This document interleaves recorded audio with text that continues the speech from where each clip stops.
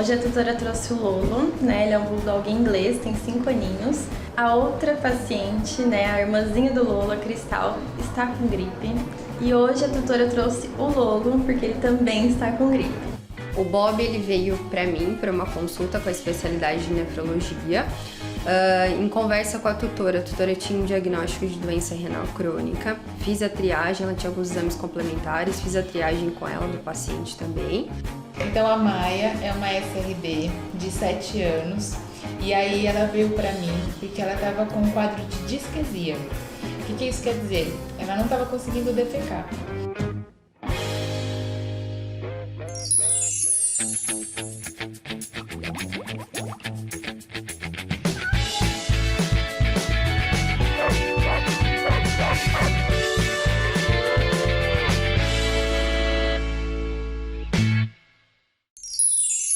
Olá, sejam todos bem-vindos ao programa Salve Meu Pet. Aqui na LM, você vai poder acompanhar toda a nossa equipe em ação, conhecer histórias empolgantes, os bastidores e a rotina por dentro do Hospital Veterinário. Acompanhe nossa equipe de veterinários em ação e seja muito bem-vindo à nossa casa.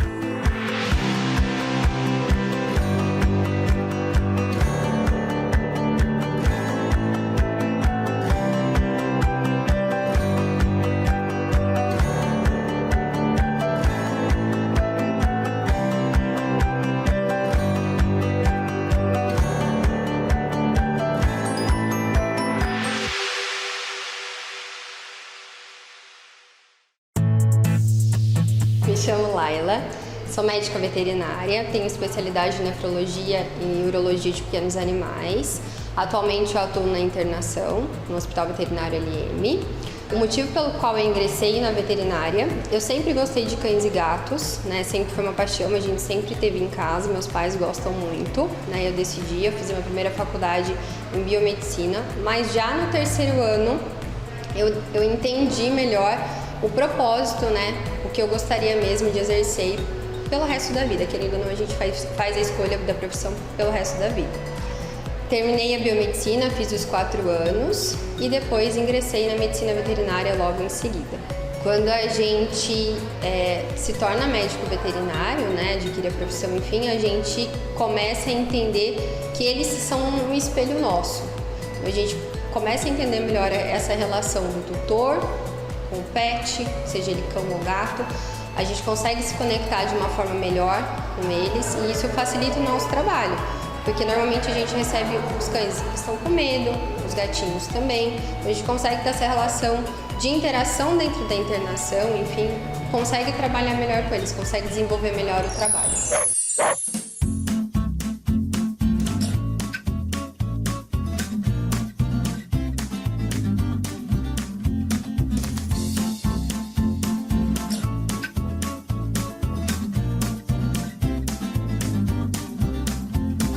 Hoje a tutora trouxe o Lolo, né? Ele é um bulldog inglês, tem 5 aninhos.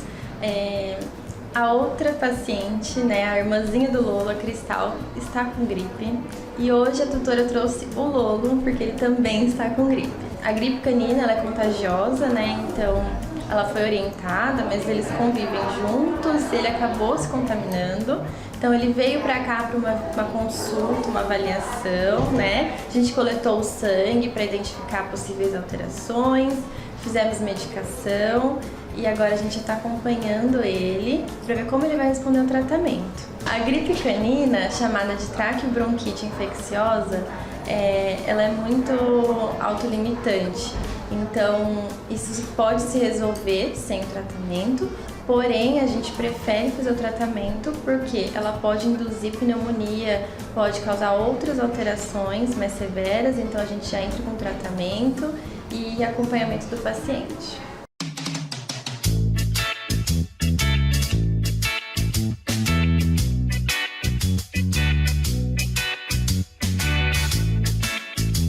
Então, ele é um cachorro bem tranquilo, bulldog inglês, né? Ele é bem sossegado, bem relaxado. A gente tem um Lulu da Pomerânia também em casa e ela começou com gripe.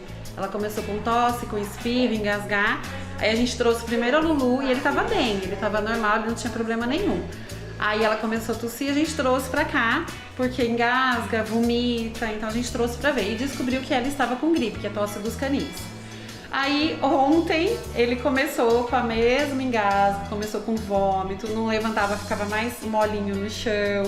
Aí começou a sair secreção amarelada no nariz, aí a gente ficou preocupado e aí a gente trouxe ele pra consultar. E ele tem mesmo gripe e a gente acredita que pegou dela. Então ele está assim, ó, saindo secreção do nariz, ele engasga, ele vomitou, então ele tem catarro, ele tá mais mole, né? Não deu febre, mas acho que fica mais letárgico por conta da gripe. Então a gente trouxe, né, pra fazer os exames.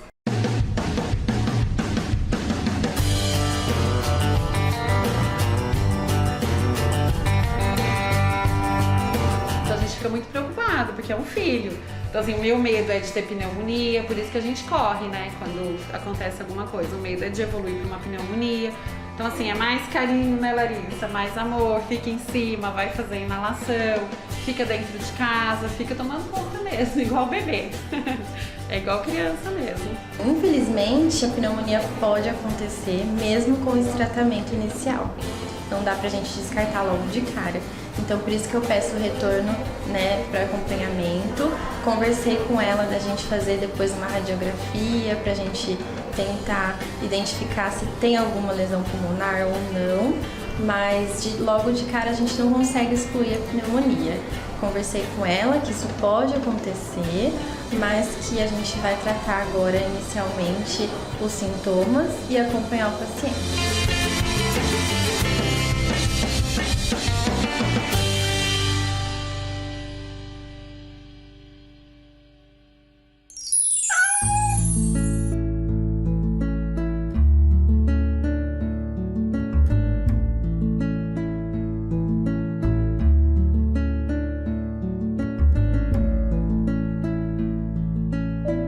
O Bob ele veio para mim para uma consulta com a especialidade de nefrologia. Em conversa com a tutora tinha um diagnóstico de doença renal crônica. Fiz a triagem, ela tinha alguns exames complementares, fiz a triagem com ela do paciente também. E esclareci a ela que a gente não tinha de fato uma doença renal crônica, mas sim uma alteração comportamental, né? A gente fez toda a triagem, uma alteração comportamental associada ao quadro. Tinha uma síndrome de Pandora. É uma situação que o ambiente interfere muito nos quadros de cistite que o paciente tem recorrente.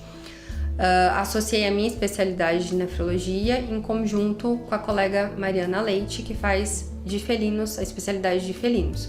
Juntas, eu fiz a parte de nefro e ela fez a parte comportamental. Até então, ele estava indo bem, né? Reduziu os quadros de cistite recorrente que tinha, porque ele entrava em quadro de disúria e polaquiúria, dor para urinar e urina frequente e com diminuição de volume. E isso melhorou por um período, só que agora ele está num quadro obstrutivo porque a gente teve a formação de cálculos, outras situações. Então hoje ele vai para o procedimento cirúrgico pré-correção.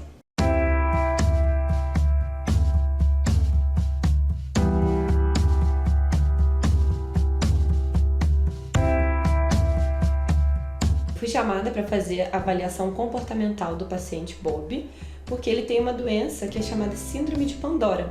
Então, é uma doença de caráter emocional, de fundo estressante, que causa manifestações clínicas também, principalmente no trato urinário. Como é um paciente que já vinha com esse histórico de cistite recorrente, que é a infecção, né, da bexiguinha, então a gente precisava avaliar o porquê que ele não estava respondendo às terapias convencionais, medicamentosas, e tentar entender no âmbito mais abrangente o que a gente poderia melhorar na casa dele, nos recursos, para que ele apresentasse realmente a melhora.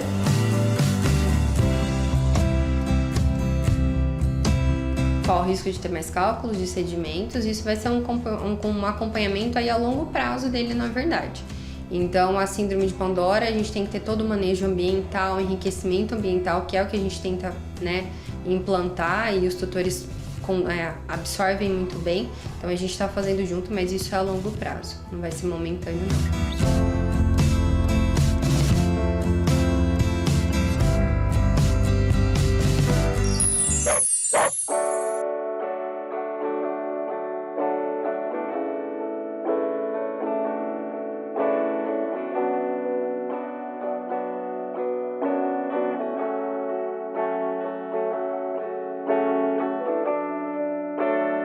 Então a Maia é uma SRB de 7 anos e aí ela veio pra mim porque ela estava com um quadro de disquesia. O que isso quer dizer? Ela não estava conseguindo defecar. Os tutores relataram que ela tem um comportamento de comer de tudo. Então tudo que passar na frente dela, ela come. E que há 4 dias atrás ela tinha comido um ossinho. E esse ossinho, né, a gente suspeita que pode ter ficado parado no sistema gastrointestinal. E aí a gente quis verificar o que estava acontecendo. Então, na verdade, no exame clínico da Maia, eu verifiquei que ela estava com dor abdominal, estava com incômodo. E os próprios tutores tinham relatado também esse incômodo em casa, que ela não estava ficando parada no mesmo lugar, estava incomodada. E nesse exame clínico também foi avaliado que o abdômen estava um pouco abalado, que quer dizer que é um aumento do abdômen, né? Esse abdômen estava mais inchadinho. Por conta disso, eu solicitei para eles que a gente fizesse todos os exames, né? Então, de triagem e principalmente os exames de imagem. A gente fizesse a coleta do hemograma, da função renal, da função hepática, mas que a gente tivesse junto a avaliação conjunta do setor de imagem.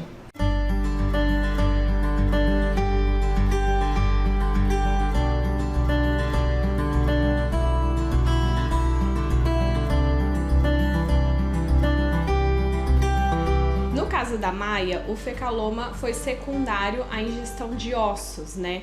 Então, assim, os ossos no geral, eles causam constipação, né? Produção de muitos gases, então tem que tomar muito cuidado. As pessoas, elas têm o costume de dar ossos para os cachorros, mas sempre tem que ser um osso bem seguro. O osso não pode ser aquecido, porque senão ele pode liberar lascas que podem machucar o trato gastrointestinal, então sempre tem que ser osso cru. E especialmente os ossos já padronizados para cachorro, né? Se você pegar qualquer osso, ele pode realmente causar esses outros tipos de sintomas. E em relação à prevenção de fecaloma, sempre tá estimulando a beber água, né? Tomar cuidado com a qualidade dos alimentos, então assim, você sempre tem que ver qual é a qualidade do alimento que você está oferecendo. Então, o alimento que realmente vai ser aproveitado, o quanto ele vai eliminar daquilo, o quanto ele vai aproveitar aquilo, os níveis mesmo nutricionais dele em relação à proteína, gordura, carboidrato, que é sempre importante estar avaliando e ter um equilíbrio entre eles, né? E a umidade.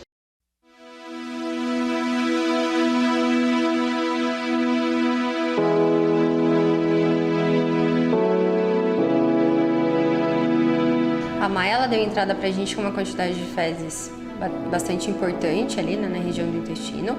Essas fezes, elas não fluidificaram, não saíram ao ponto da gente conseguir sucesso no nosso manejo conservativo, que a gente chama. A gente tem as medicações, a fluido, que é o soro, faz o enema, então a gente administra as medicações via retal para tentar fluidificar as fezes para que isso saia. A quantidade que saiu foi muito pequena, muito ínfima em relação à quantidade que tinha lá dentro. Consequentemente, ela teve que ir para procedimento cirúrgico, pré-ordenha e retirada dessas fezes.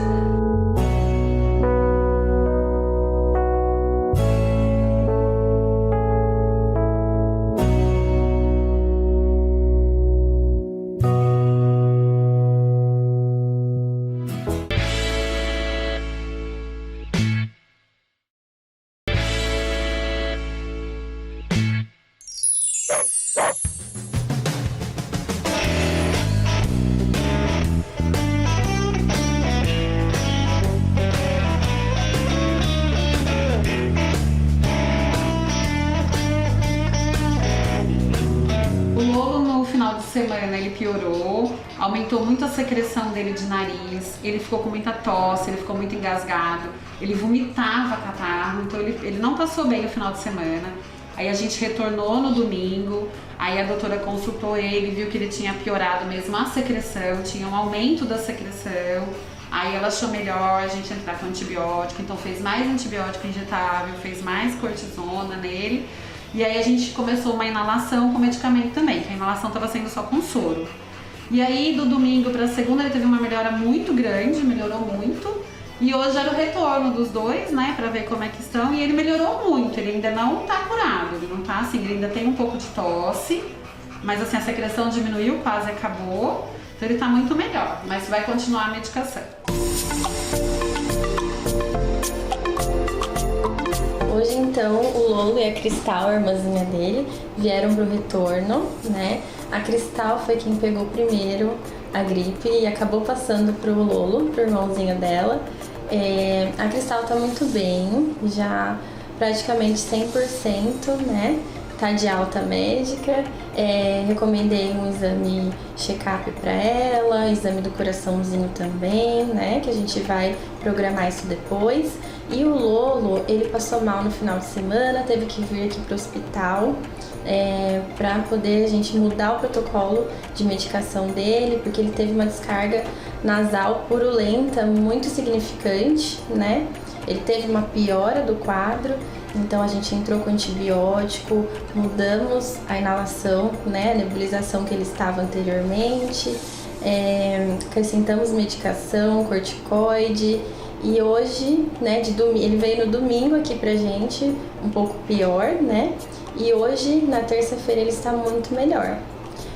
Ainda não está 100%, a gente ainda vai acompanhar ele, mas ele está muito, muito melhor do que o quadro anterior.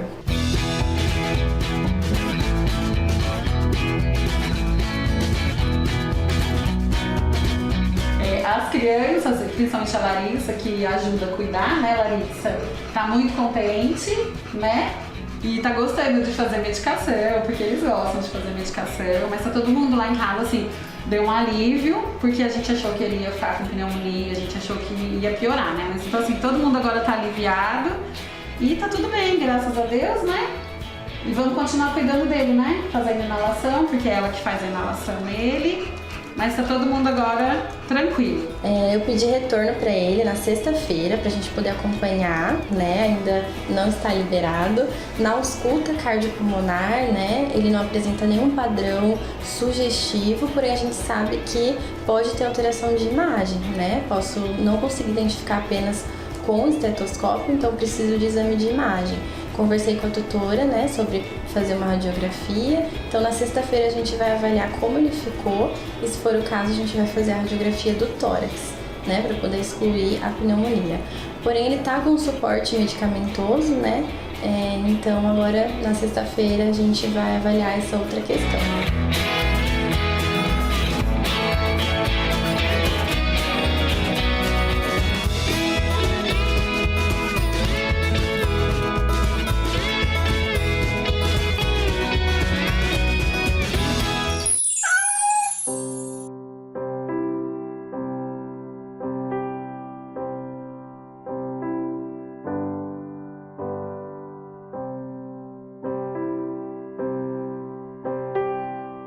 O Bob é um gatinho que ele teve um quadro de obstrução parcial, que ele não estava conseguindo urinar direito.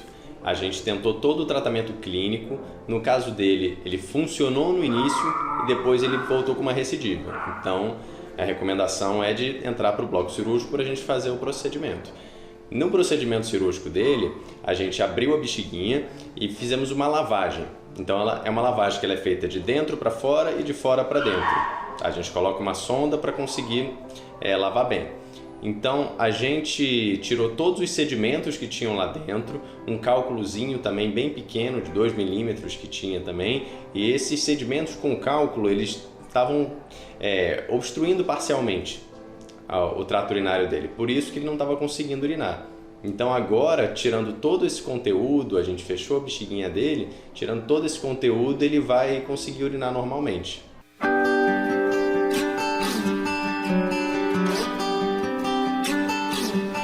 A anestesia do Bob foi uma anestesia tranquila, né? Todos os parâmetros dele, inclusive o eletro, estava tudo dentro da normalidade. Foi um procedimento mais tranquilo, né? A gente conseguiu fazer a desobstrução, limpar, realmente lavar a bexiguinha dele, né? Tendo agora, lógico, os cuidados da inflamação do pós-operatório, mas ocorreu tudo dentro do planejado e foi um sucesso, na verdade, o procedimento.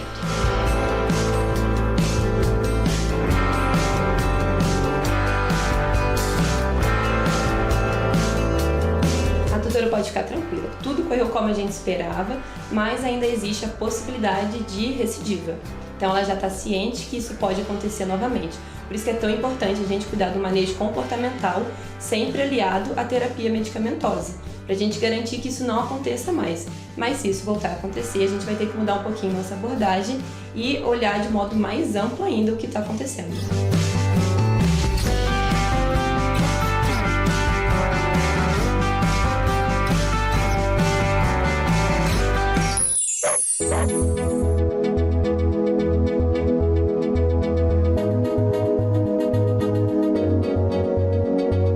Conjuntamente com a doutora Laila, que é a nossa responsável pela internação, nós fizemos esse acompanhamento de 24 horas, todos os procedimentos para que a gente pudesse dar o suporte clínico sem necessitar do procedimento cirúrgico.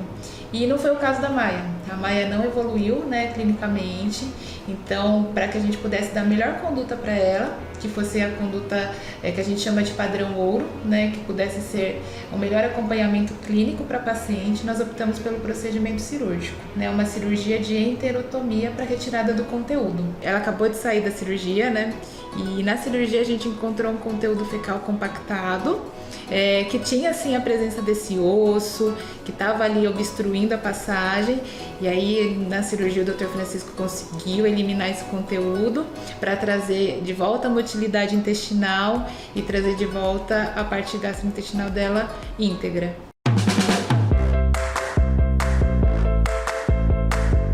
Nesse primeiro momento, a gente vai ter que focar primeiro na cicatrização desse trato gastrointestinal, né?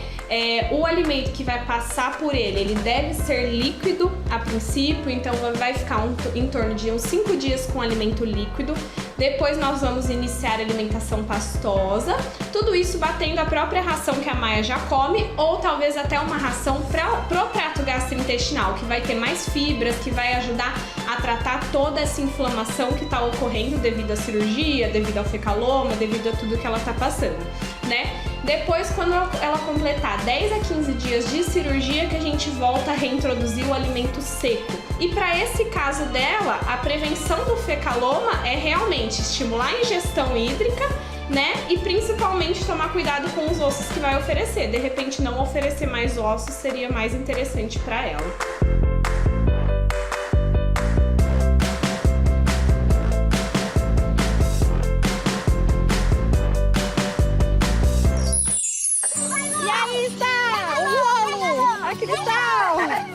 Brincando de jogar bola, todo mundo sarou! O Lucas e a Larissa! Pega a bola, Lu! Pega a bola! Pega a bola, Lolinho!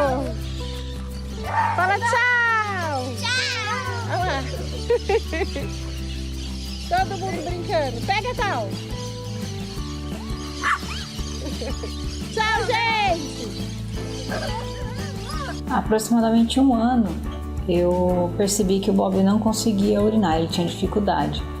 Então eu iniciei um tratamento com medicações, alteração na alimentação, até no próprio ambiente aqui em casa, né? Chegamos ao ponto da necessidade da cirurgia da bexiga, para retirada dos cálculos. E né, com muita ajuda da doutora Laila, da doutora Mariana, hoje o Bob se encontra bem melhor, ele é ativo, ele brinca. Assim, nós só temos a agradecer a todo o cuidado que a LM teve por nós e pelo Bob.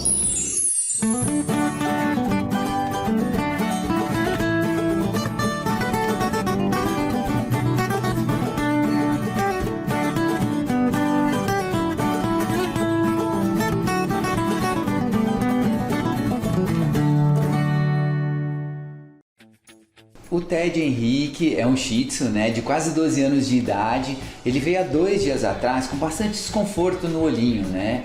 Então, na avaliação oftálmica, eu percebi que tinha uma úlcera. Isso dói, é muito dolorido. E esse ferimento do Ted Henrique é um pouco mais profundo, então é uma úlcera, não é tão superficial.